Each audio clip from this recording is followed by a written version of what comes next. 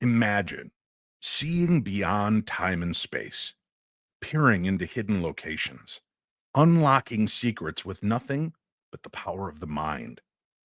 For decades, the military kept it classified, a secret program dedicated to training psychic spies to gather intelligence using nothing but thought. It sounds like science fiction, but it was very real. And tonight, we pull back the curtain on the world of controlled remote viewing. Joining me is Dr. Paul H. Smith, a retired U.S. Army major and one of the longest serving and most experienced remote viewing instructors alive today.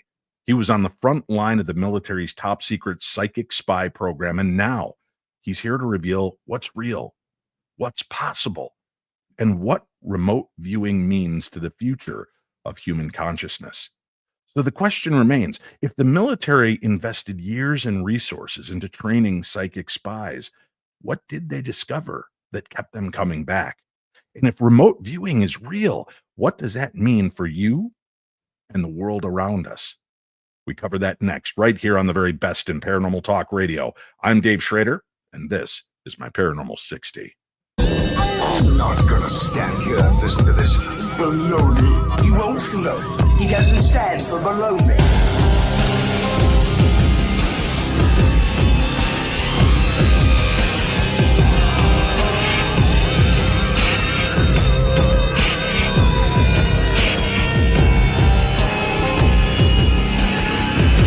Sounds like a lot of supernatural baloney to me. Supernatural, perhaps. Baloney, perhaps not. Good evening, my darklings. Thank you so much for joining me here. This weekend, 2025, Missouri Paracon, the first annual Missouri Paracon kicks off February 28th and runs through March 1st. I will be there at the Ameristar Casino and Hotel in Kansas City, Missouri. There are still some tickets available. There are a lot of fantastic speakers that will be part of this program, and it will be a fun weekend. And I hope that you'll consider coming out, getting a chance to meet and greet, say hi, see the fantastic presentations that will be taking place, and many of the different classes that will be offered. You can find more information at MissouriParacon.com. That's MissouriParacon.com, or you can go directly to my website at darknessevents.com to find out more information about that event and all of the amazing events that I'll be at throughout the remainder of the year. Now, last year, I got a chance to go out to Phenomicon in Vernal, Utah, and I love that conference. Amazing conference. I'll be back at it again this year. And sitting next to me was a gentleman that we're going to talk to next right here on the program. Remote viewing has always been something that's been fascinating to me. And it has been on the back burner for me for a while to involve myself, take classes. This is something I want to see and experience for myself. And I was lucky enough that while filming, or I should say recording an episode of Midnight in the Desert, the radio show that Art Bell had started, I got to take over after his passing. We did a very short remote viewing session I was led through on air with a host who walked us through something, and I was eerily accurate in some of the things that I was able to pick up, which was strange. And that was in a very short window of time. The concept of remote viewing, what takes place, how does it take place? That's interesting to me. But what inspired the military to start to examine these concepts?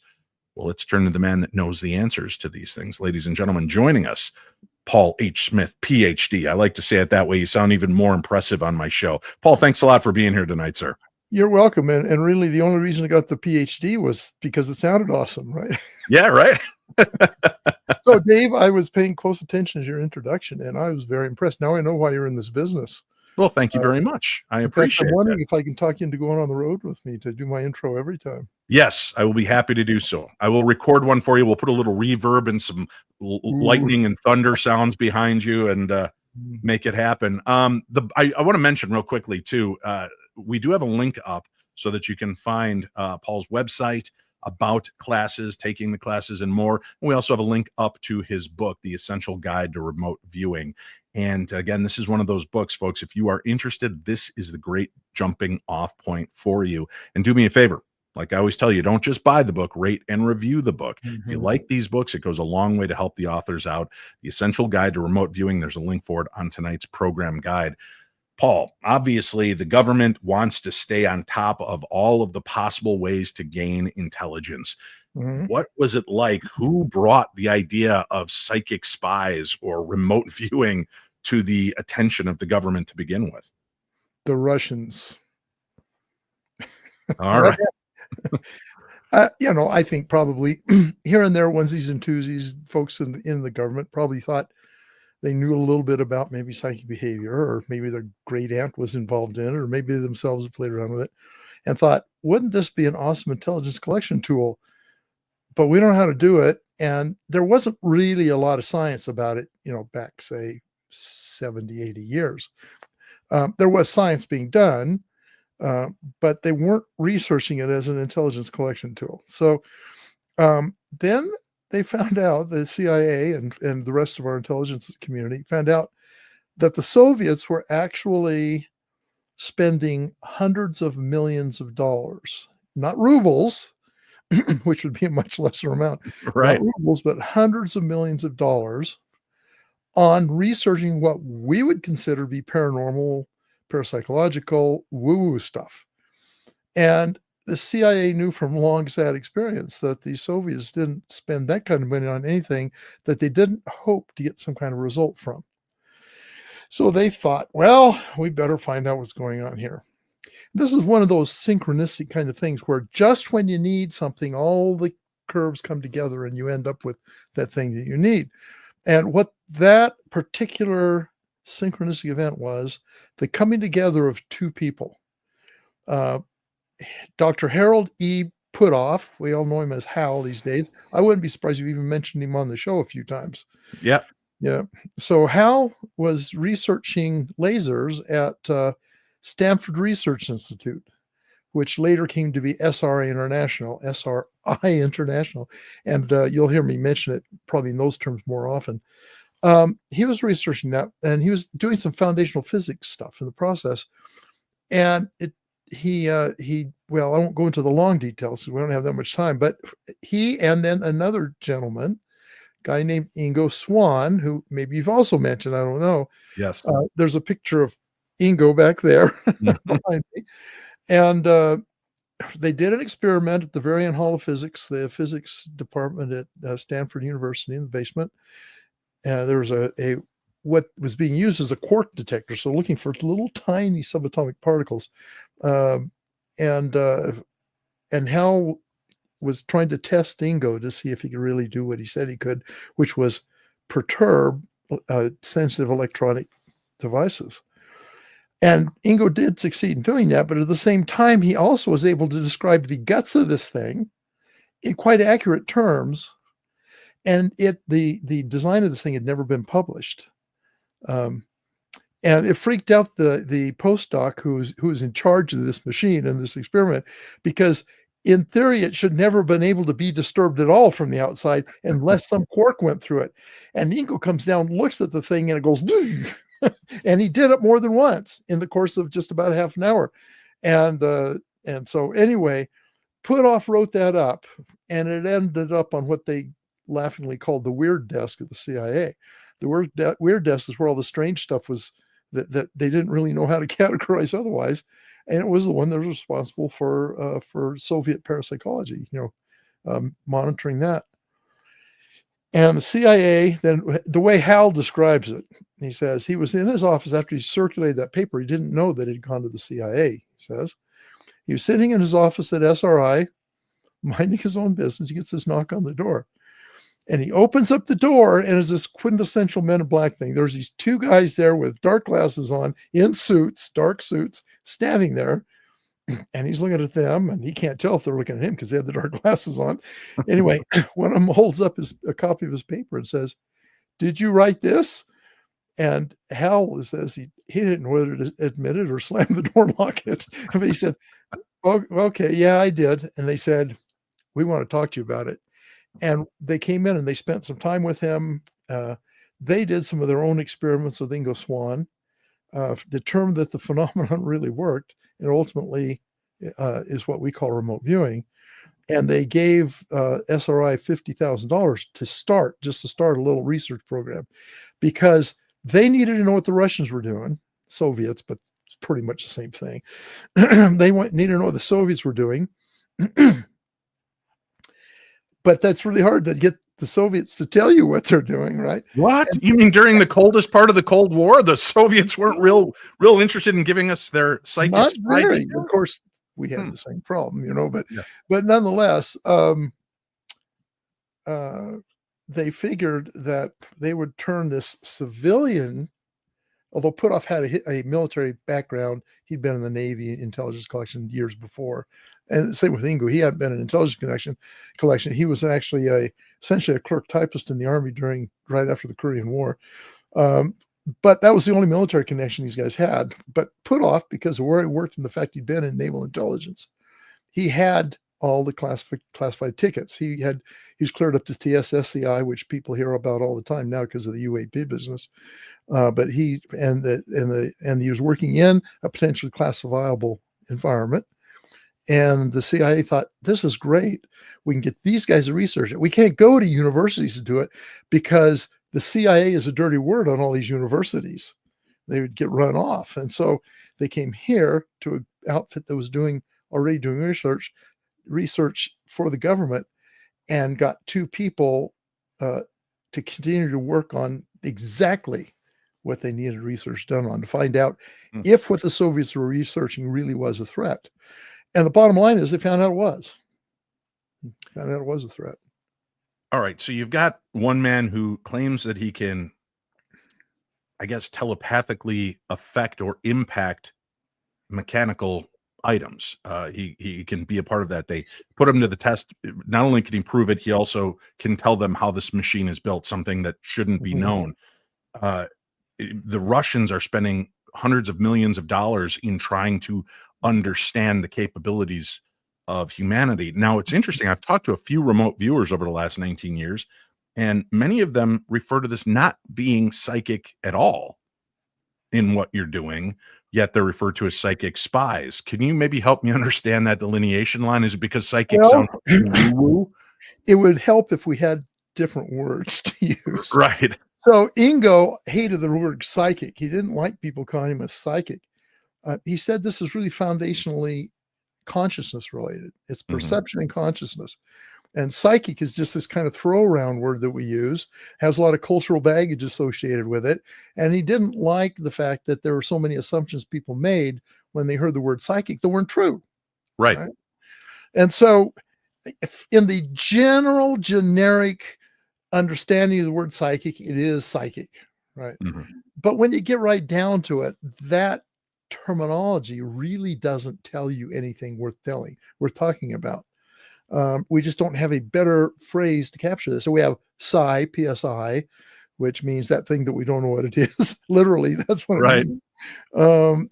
Parapsychology, and then we have the different kinds of things like telepathy and clairvoyance, and of course remote viewing now and all that. But we don't have this good blanket label, and so that's probably why these folks are telling you it's not psychic, because it's not psychic in the sense that most people think of being psychic. Before and this will be a weird launching point, but I'm curious, when you have targets that are set for viewers to tap into, obviously they're not told what the locations are, where they are, and I think they're given multiple envelopes so that they're not even sure what's in anything but the one target that they're supposed to focus on. Okay, if it's, let's focus on the ISS, right, the International Space Station. Let's focus on the grassy knoll on November 22nd, 1963. Those are specific places in space and time. But has anybody ever considered remote viewing where consciousness exists? Because that has always been up to debate. Is it inside the human, or is it outside of us? That idea has been tossed around. There's probably been some folks who didn't know any better who tried it.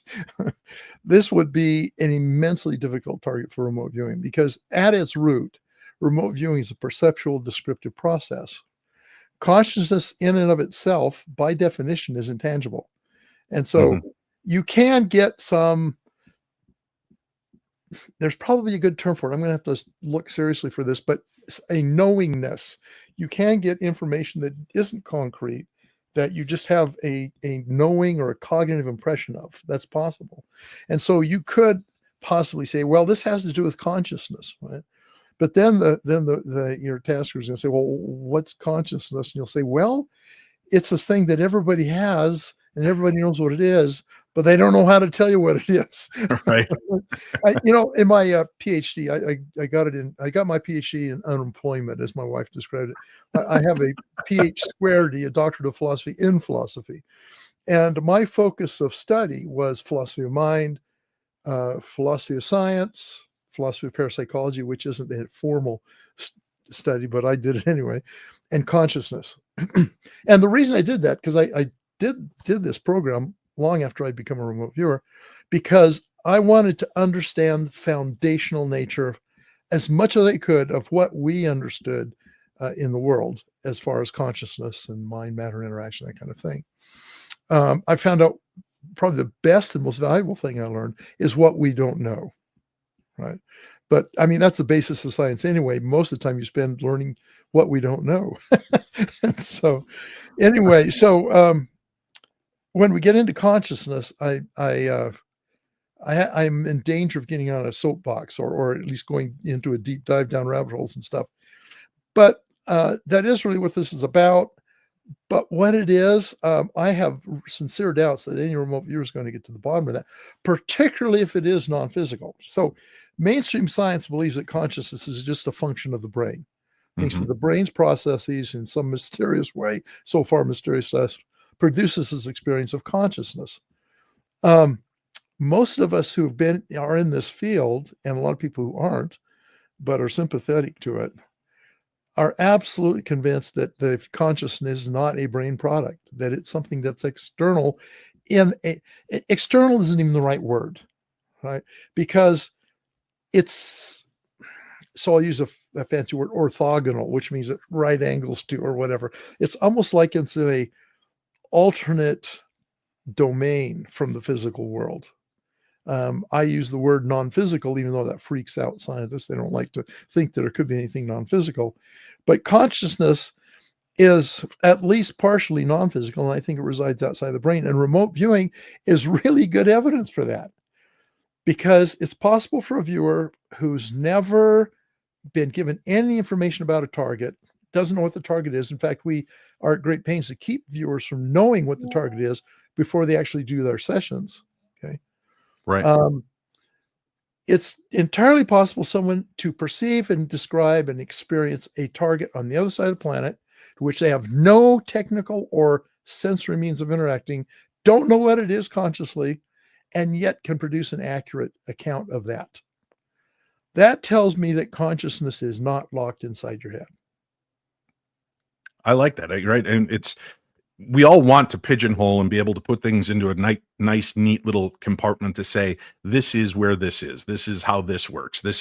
But the idea that we don't know, but we know that it exists in spite of our desires to want to know how, where, when, and why.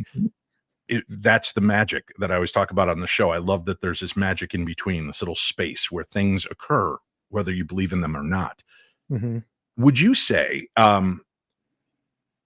precognition is a form of maybe unconscious remote viewing?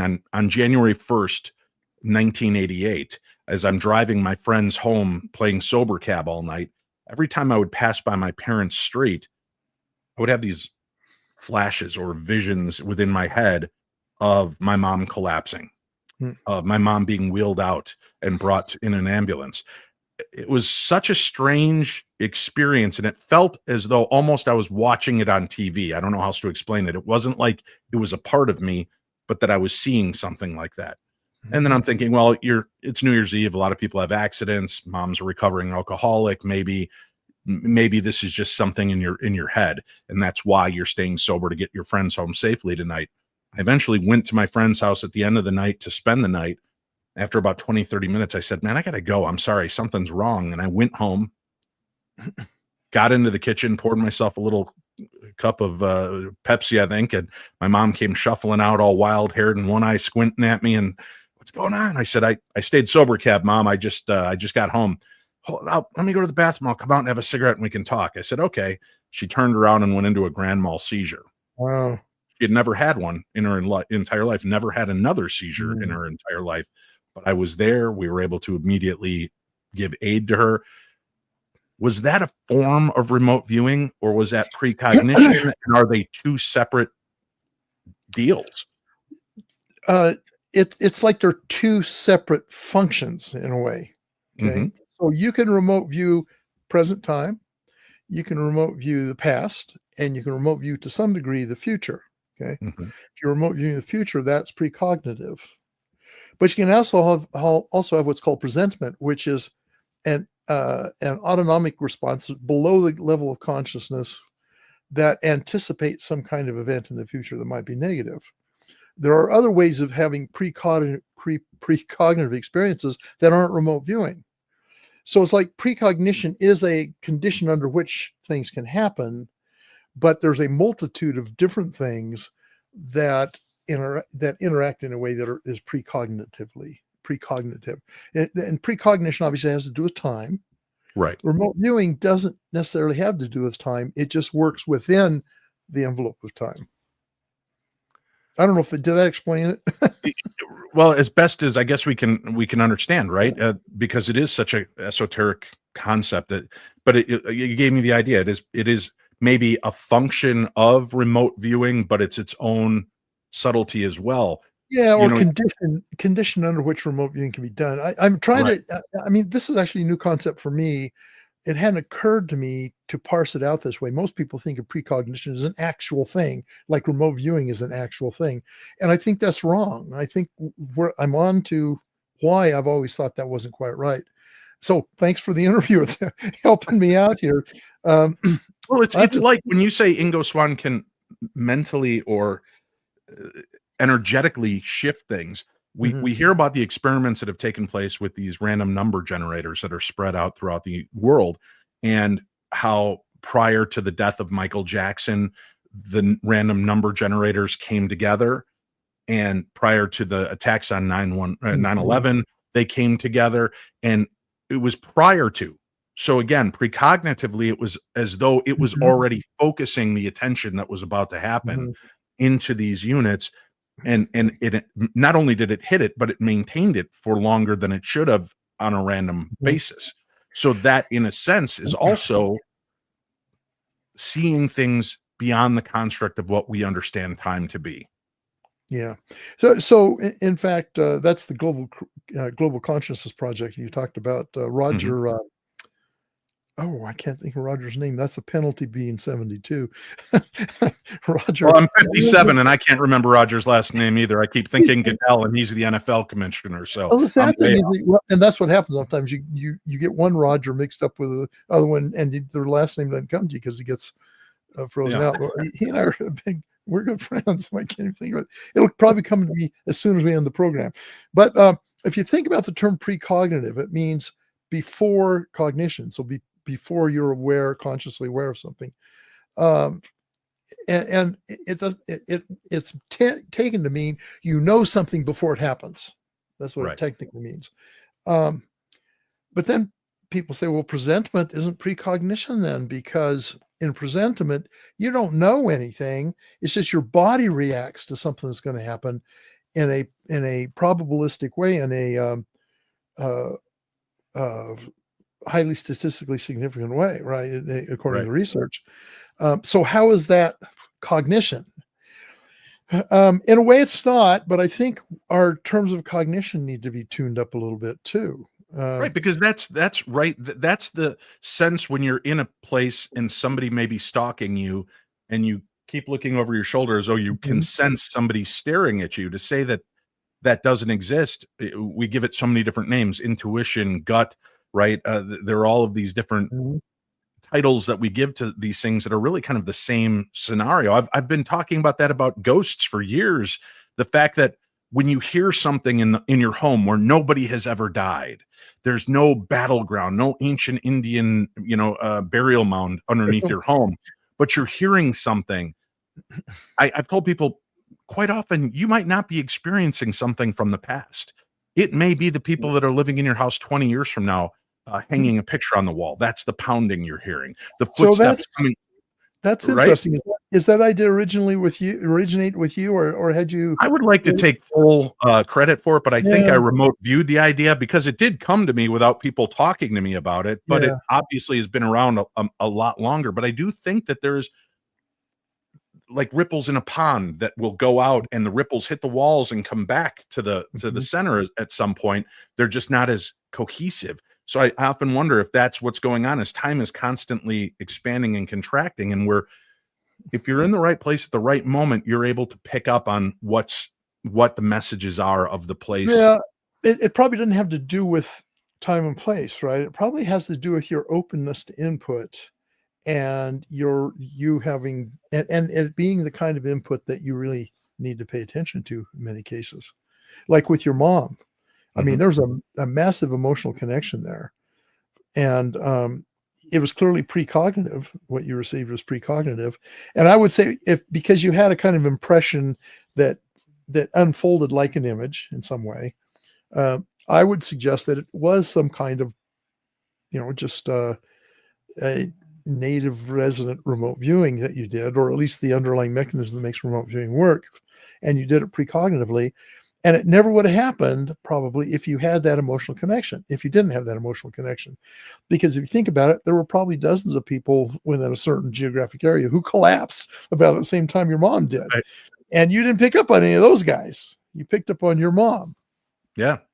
It's fascinating. We're going to get a little bit more into remote viewing, the idea of how targets are set, how people are tuning into this, and what that experience is like. And I understand, folks, we are limited to a 60-minute program here.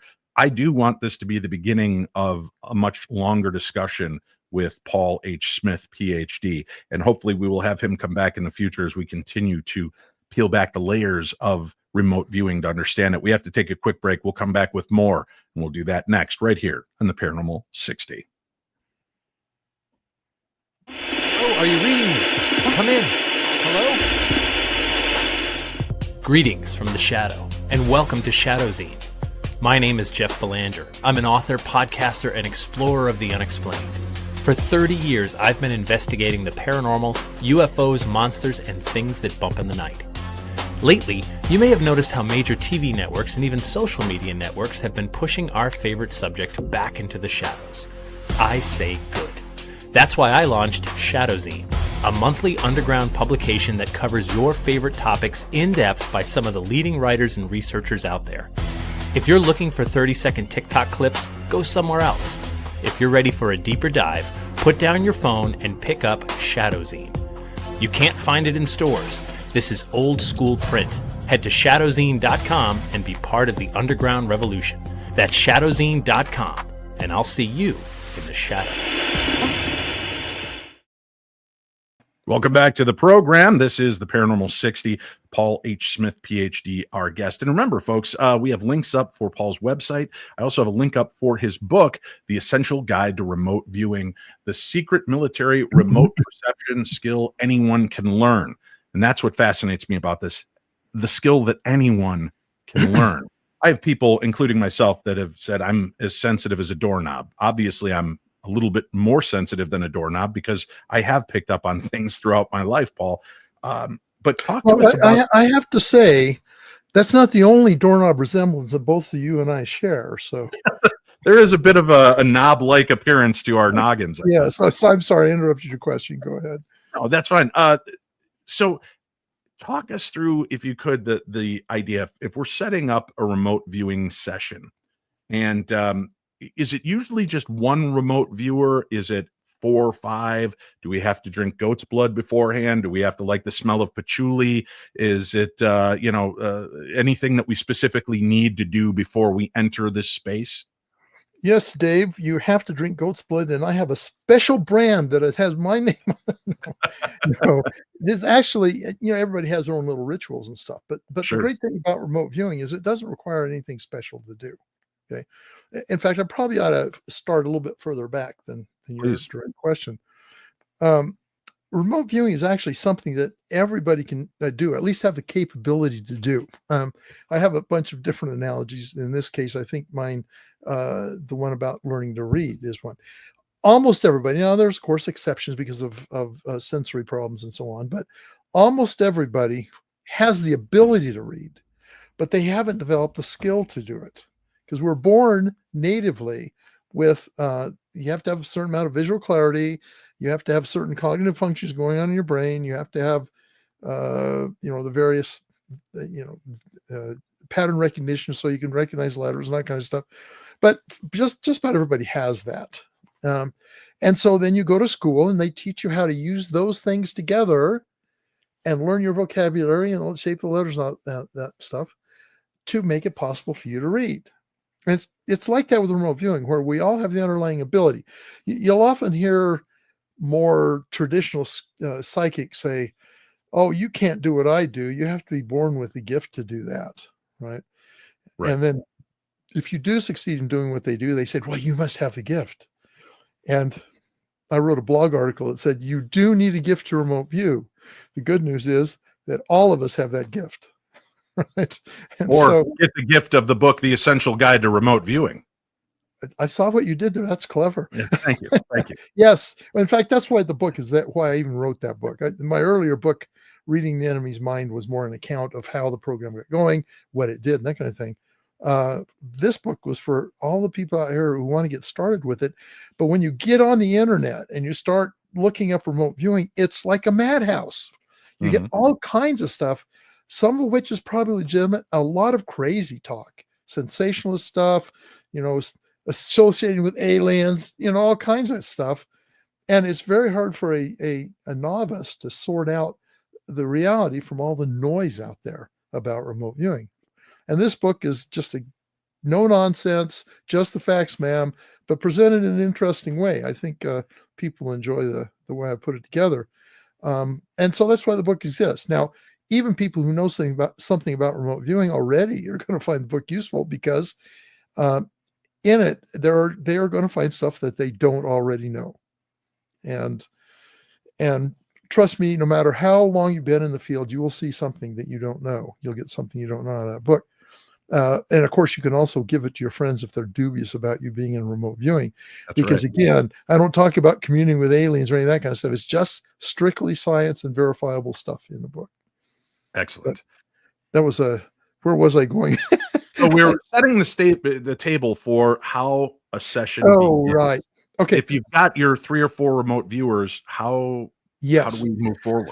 So anybody can do the skill, but you got to learn how to do it. Okay. Just like any other basic human skill, complex human skill, because it is kind of complex. You have to learn how to do it and practice it and be consistent at it before you develop real ability.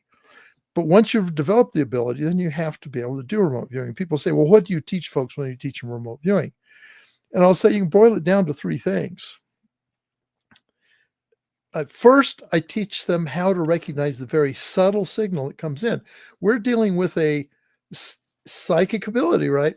Which the signal isn't very robust. It's easy to get lost in all our direct sensory experience, because that's immediately there. And this comes in through some channel. We don't really know exactly what that channel is.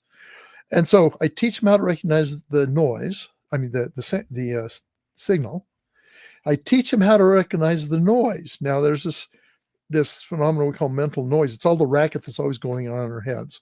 The guessing, the speculation, the memories, gee, I wonder what I'm going to have for lunch stuff. All that stuff's going on in your head at any time you're trying to be psychic. And especially if you know you're trying to be psychic, your left brain really kicks in. It wants to know what the answer is, and it doesn't have all the information it needs. So it will jump to conclusions, and that just messes up the whole process. So I teach you how to recognize the signal. I teach you how to recognize the noise, and then I teach you how to recognize the difference between the two. So you keep the noise and manage the signal, I got that backwards. Keep the signal and manage the noise, right? And so now that's easily said, but in fact, as they say, the devil's in the details.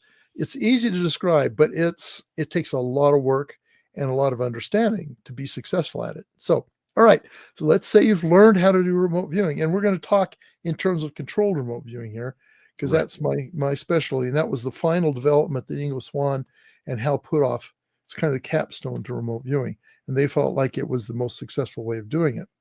So the mechanics are that let's say you're the viewer, you go into a room that's got closed room so that you can't get any input from the outside to distract you.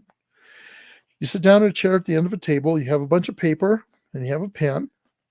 And then in the classic process, you have a monitor that comes in, another person who sits down at the other end of the table, gives you the tasking number, which is the number you're going to use to start. I'll get into that in a second. Sits down at the other end of the table. You don't know what the target is. You are not allowed to know what the target is or anything about it. The guy or girl at the other end of the table is in the same condition. They are not supposed to know anything about the target either, because you don't want them accidentally through nonverbal communication, body movements, or even suggestively with their voice, give you any information about the target. Okay. You need to be blind to the target. So do they. That becomes what we call a double blind condition. Now, science expects that. So that satisfies the scientist, at least to some degree. But there's actually a functional reason for this. It's because if you know what the target is, then everything you already know about the target, or want to guess about the target, or want to speculate about the target, that's all in your head in a massive way. And that little subtle signal trying to get in there can't get through all of that blockage that all that stuff creates. So in order to be successful and accurate at remote viewing, you should not know anything about the target. Okay. Now, then the question is, well, then how do you get there in the first place? and that is, of course, a challenge, but we've come up with a mechanism. They used to use latitude and longitude, geographic coordinates. And that worked actually quite well, but it had a couple problems. The first problem was that the skeptics would say, well, what keeps the viewers from just memorizing what's at the end of all the coordinates? You give them a coordinate, and they already know it's there. Well, other than the fact that there are practically billions of possible coordinate combinations, which memorizing all those would be more of a miracle than remote viewing, yes. Right. Other than that, actually, latitude and longitude figures do cause problems. Because, for example, we did a lot of Soviet Union taskings at Fort Meade. And so after a while, you get to the point where you recognize that a coordinate is in the Soviet Union. Oh, that sure. doesn't help your remote view. It messes things up, because you start thinking about what you could possibly find in the Soviet Union, and you start putting in pine trees and blowing snowdrifts and wolves howling, all that stuff, when the target is more likely a laboratory in downtown Moscow. I'm exaggerating the problem here, but you can get the idea of why that is a difficulty. So that's one problem. Using coordinates makes it harder to do it. The other problem is, how do you remote view something that you don't know where it is? So, for example, a hostage in the Bekaa Valley in Lebanon, which we remote viewed the heck out of those targets, trying to find Western hostages out there. You can't, if you had a lat long, you just send in your special ops team to rescue them. And so we didn't have locational data, so they used remote viewers to do that. And they were blind to the target, so they wouldn't guess and speculate. Right? But then people say, well, okay, they're blind to the target, and I understand why the coordinates don't work, but what do you do? And we use what's called a tasking number. And people say, okay, how does that work? Well, I give you an arbitrary number. I like to use 8675309. Okay. Yeah. Yeah. Okay. Yeah. I know you get it eventually. Up a beautiful blonde on a bathroom wall. What is this? Yeah. So you get an arbitrary number, and it's easier to remember that one than it is to just randomly pull out a number, right? So, but we'll just say 8675309 is a random number or an arbitrary number that's assigned to, let's say, for example, describe the location of Terry Waite in Lebanon. Okay. He was one of the high profile hostages that was taken by Hezbollah. So So the viewer gets 8675309. Well, how does he or she link that to Terry Waite? Well, this has to do with intentionality. Okay. When the tasker creates the tasking, he or she will take that number and link it to the intent, that is to locate Terry Waite in the Baca Valley. Okay. The number in itself doesn't have anything to do with that. It's just a number. But when you link it together, as if you're saying 8675309 equals locate Terry Waite, okay, you link it intentionally. And of course, that becomes probably a non-physical connection. Right. We don't really know exactly how this works, but I think it has to work in some way like this, because it does work. We have plenty of examples when it worked. Okay. So the viewer gets 8675309. The viewer's subconscious, which seems to be connected to the rest of the universe, at least that seems most plausible. The subconscious gets that number, says, well, what the heck is that? I'm going to go find out. So the subconscious goes out into the universe. Obviously, this is a hand wavy thing, right? Goes out into the universe, finds that number 8675309, and in the process finds the intentional linkage to locate Terry Waite. Okay. Sure. And then the subconscious says, okay, now I know what's going on. And here, I'll get you there. Now, the viewer, of course, because it's subconscious, it doesn't get into conscious awareness where all the trouble takes place, where all the noise develops. And so the subconscious will get the viewer to the target. And then you use the process you've learned. And the process is designed to help you manage that noise, to help you not guess, to help you just be passively receiving that signal as it comes in and straightforwardly putting it on the paper. You're kind of a conduit for this information. You're not supposed to try and figure out what this information means. If you do, you'll get your left brain cranking and it'll mess you up. What you do is you just act as a kind of a receiver, and then you put it out on the paper and verbally. Sometimes we make clean models of targets and stuff. And then you let somebody else do the interpretation. It works really well. Wow. That's so amazing to think that intention, right? I love that, because again, that's been something that's such a huge point of my show and has been. We do prayer and healing requests. When Shane and I would go in, people would ask, how do you and Shane make such good connection? You're not psychics. How do you get such great evidence when you go in to investigate a haunted location? And a lot of times we would do this thing where I would say, okay, listen, we're in Waverly Hills Sanatorium, Shane. Let's just close our eyes. And they let you loose? Yeah. We'd close our eyes, and then I would walk them through. I'd say, okay, put yourself into this place. Set the intention that we're here during the time it was busy. You can hear the binging of the machines, the doctors and nurses crossing through the halls. You can do this. Now, obviously, we're predisposed to this because we know what this hospital is, but it seemed to really help in connection with having more paranormal activity occur. If I just went in and just blindly stumbled around, I might find something. If I set the intention to try to do what I call paranormal archaeology and kind of focus on that time era that I'm interested in, seeing what spirits are there, or seeing these reflections in time, we seem to have much better connectivity when we do that prior to an investigation than just going in with no expectation, no intention.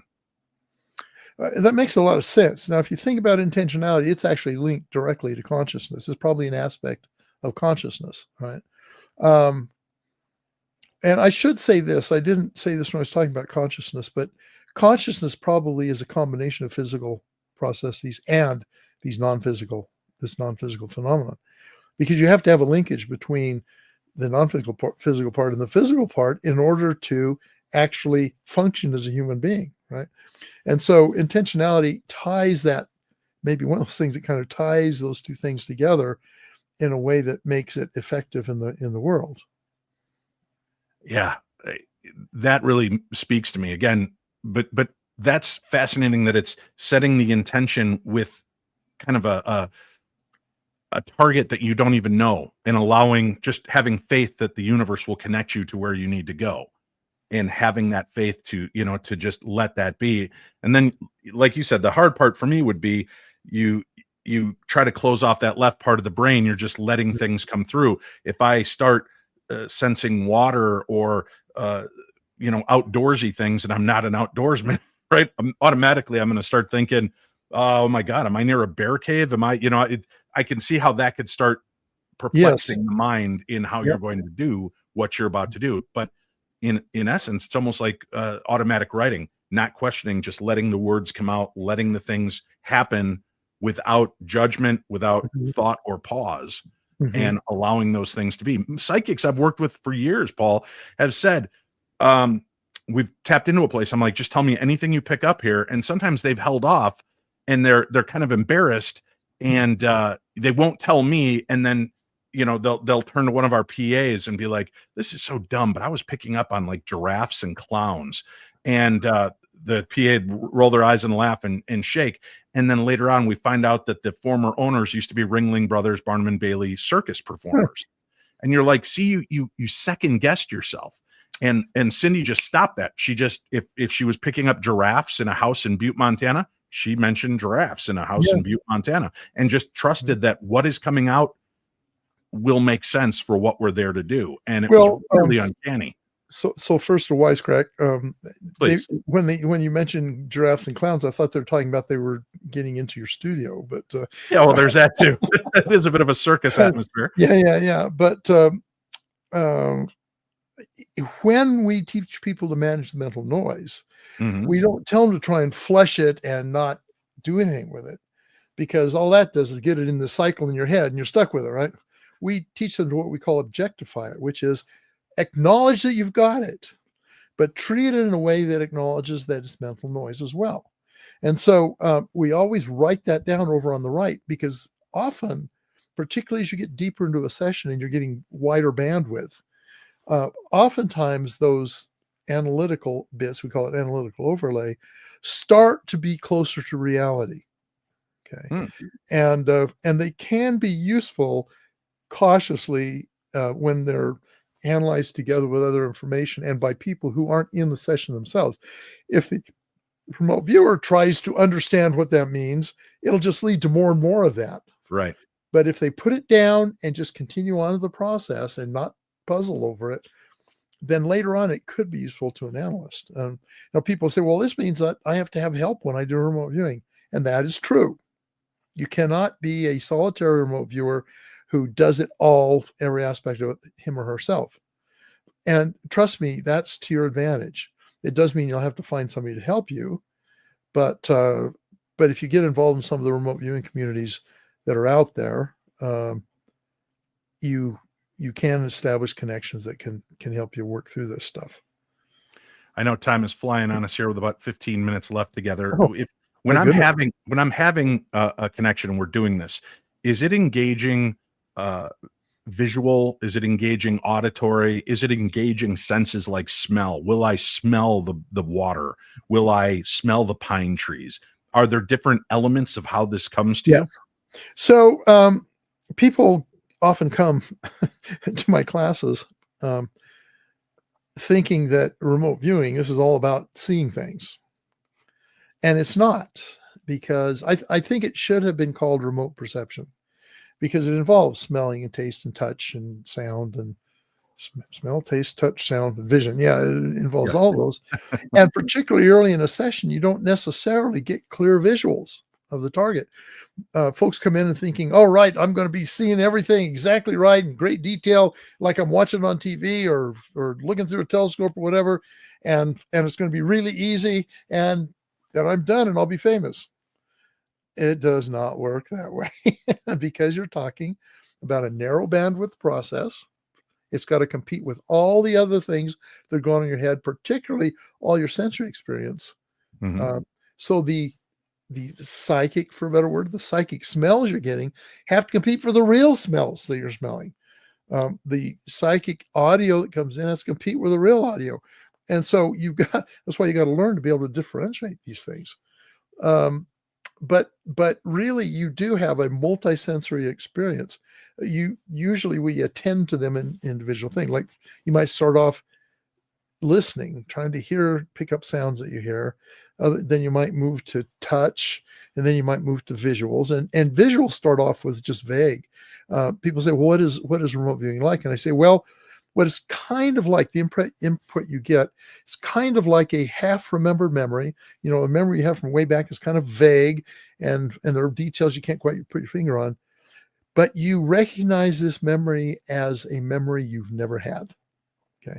And that helps you understand, okay, so this is probably signal that's coming in. And then you learn to describe that, the things that are happening in that vague formulation. Now, fortunately, as you get deeper into a session, quite often it becomes more vivid. And when I say visual and sensory and all that stuff, it isn't as if it actually comes through your senses. It's like, so it's a form of extrasensory perception, right? Instead of being psychic, I would like to say it's being ESP, but we don't have that kind of formulation. It's extrasensory perception, and people get confused. They think the extra in extrasensory perception means you have another sense, like the sixth sense or the seventh sense. It's not what it means at all. It means it's beyond the senses or outside of the senses.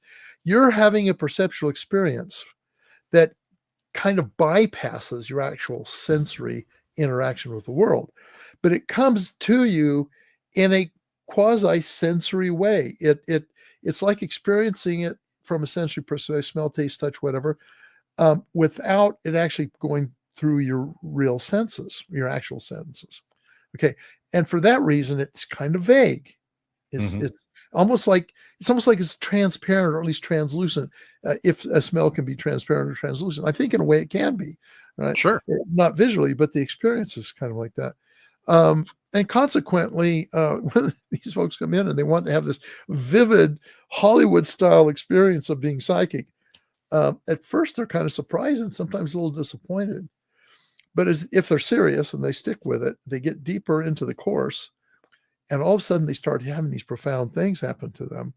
They suddenly realize they have accurately described a target that they had no idea what it was when they started, and they absolutely know that they got no input into it that wasn't in some way, extrasensory. That's fascinating. And I love that it shows just how truly skilled we are. I don't think we as humanity give ourselves enough credit. There's so much self-deprecation and joking about, aliens are looking for intelligent life, therefore they're never going to find us. We say enough of those things, we put that out there, and we limit ourselves. And we wonder, how could the Egyptians have built these massive pyramids without the help of aliens? We forget just how much ingenuity we have as humans, and our abilities to do things and create things out of nothing. And we're finding imagery now. It's been a fascinating part of our news segment for the last few weeks, Paul, that, in one of these Aztec temples, there is an image of a stegosaur. There are art images of hunters with what very clearly are brontosaurs or other large dinosaur creatures. That's so fun. Are these artists in these caves kind of blocked off from the rest of the senses and the rest of the world? Are they drawing things that were there? Are they, in a sense, were they remote viewing their atmosphere and what was there at one point, so that they are drawing a very detailed image of something, but not something they witnessed, but something that their perceptions witnessed? Mm-hmm. And who knows, right? The very fact that you have this, we call that an anachronism. If we found something similar around us, well, it is an anachronism. It doesn't fit in with our model of what they should have been able to depict, right? But Paul, the Egyptians had to have been visited by aliens because of the pictograms and the things that are carved in. But again, if they're picking up, but see, I'm that guy. I can ride both sides of that fence. It's fascinating to me. But maybe we're forgetting the fact that they were also about consciousness and trying to elevate beyond the physical form. They had these gods, they had these god heads that they were focused on and wanted to excel and go. Maybe some of these images that look like planes or spaceships or spacemen are because they, in a way, were sharing their journey and sharing these images that came to them, and why those specific images don't have words associated with them when everything else does. Because those might have been the noise. Well, no, Paul, admit I'm right. Let's stay away from the politics, okay? Yeah. So I'm reading Richard Dolan's book, UFOs for the 21st Century, for the first Sure. time, and it's a great book, I have to say. And of course, he brings up this, and it's nothing new. Back when I was on my Mormon mission in Switzerland, I bought von Däniken's book, My World in Pictures, except it was in German, Meine Welt in Bildern. And he was one of the early pioneers of this ancient alien kind of thing, right? This concept. And so I'm not a stranger to it, but one of the things that drives me crazy, and probably does you as well, and this is not something I thought of myself. I've heard other people say this, but it's almost like we disrespect our own species, right? We have this inferiority complex about our own species. When we're saying humans could never have thought how to build the pyramids, it had to have been aliens. And I say, well, maybe it was aliens. I'm not going to rule that out. But at the same time, I'm not going to rule out that humans couldn't do it either. I mean, they could have been, and I think there's some reason to suspect that they were way more advanced than we give them credit for. We tend to want to disparage our ancestors, when in fact they weren't any stupider than we are. They just didn't have the same tools. They were just as smart. The further thing is, you mentioned consciousness in those terms. They were closer to consciousness things than we are today. Because first of all, they didn't have all the scientific explanation for diseases and the ability to communicate across continents. They couldn't even travel across continents, right? Except in their immediate area. And so they had to rely on underlying human capacities that we, because of our technology, have been weaned off of. Mm-hmm. And so back then they were actually closer to consciousness and applied consciousness, which is one way I talk about remote viewing. It's consciousness being applied for a purpose, right? And so I could see how they could be plausibly enabled to a greater degree, because they were more into how to use their consciousness to accomplish things they couldn't accomplish technologically in their day. Well, and we, for years I've heard, go to bed with a problem, set your mind on it, not letting that. I always go to bed with a problem. Right. So does my wife. I'm the problem. But I wasn't talking about my spouse, but in your case, I understand. The consciousness of it, putting it there, and then amazed how in the morning you wake up with an answer.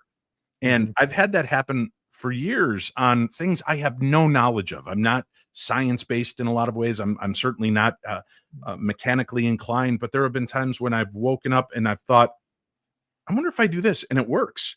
And then you think, well, they had no way to communicate on Earth, but we did. We had consciousness. And maybe we were the great thinkers, the magicians, the pharaohs. We're picking up on concepts of how to build things because they were tapping into something else. And like the 100 monkey philosophy, or right, Rupert Sheldrake's formative causation. Yeah, I was thinking that once that 100th monkey figures out to pick that stick up and stick it in the anthill, wait for the ants to climb up, take it out, and starts eating off of it, suddenly it's a consciousness that monkeys around the world start picking up sticks and sticking them in the anthills. So we, on a more elevated level, might be picking up on those impressions from outer space and from impressions from Aztec and Egyptian and Mayan and Atlantean or whatever. It's out there. It exists. That should be the proof that remote viewing exists overall. When we can find different representations in countries around the world of the same story, like the flood, or of very similar stories of religious icons, they might not have gotten the name right. For us, it's not Jesus, it's Horus, or somebody else. But there are enough of these deals that it always existed. We're just implying or putting onto it our interpretation of it. Well, yeah, and of course we make that mistake. John Fowles, who was a noted English novelist, I love his works. He wrote The Magus and The French Lieutenant's Women and stuff, and various books.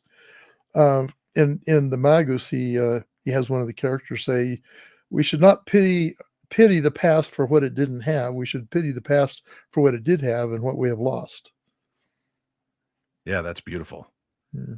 I love this conversation. I thank you, Paul, for allowing me to talk with you and ask questions that might be outside of the realm of things you'd normally be asked. And I know that our listeners watching the chat room have many thoughts on this as well. And I would love to have you back in a month or so and dig a little bit past Sure. this and continue to educate and learn, because I would love for people to come to a new consciousness, to come to a new level. Right now, especially, Paul, politics aside, people feel powerless.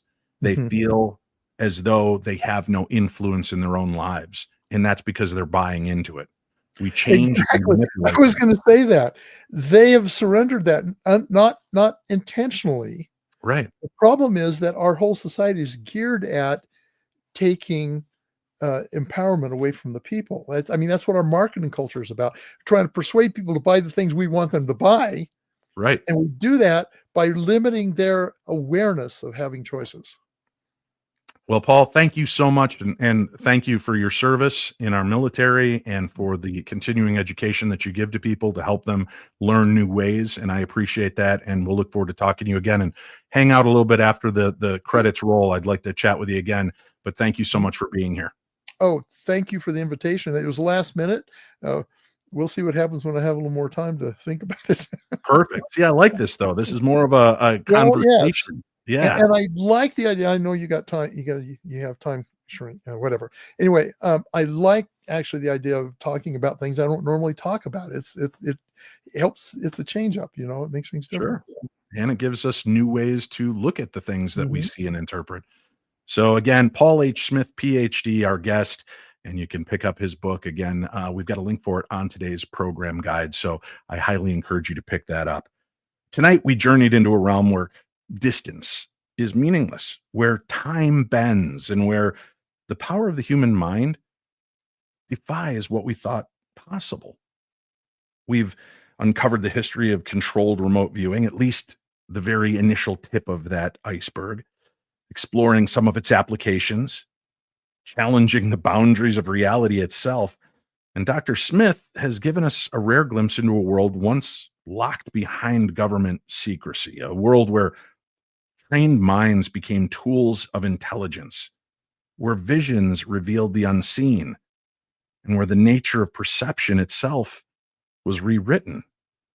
So perhaps the truth isn't out there, my friends. It's already within you, just waiting to be unlocked. So until next time, stay curious, stay open, stay tuned in. Thank you for joining me, and may the darkness of this world be just a little lighter with the information that we share here. We'll be back again on Wednesday with the Paranormal 60 news, and again back next Monday with another fascinating episode of the Paranormal 60.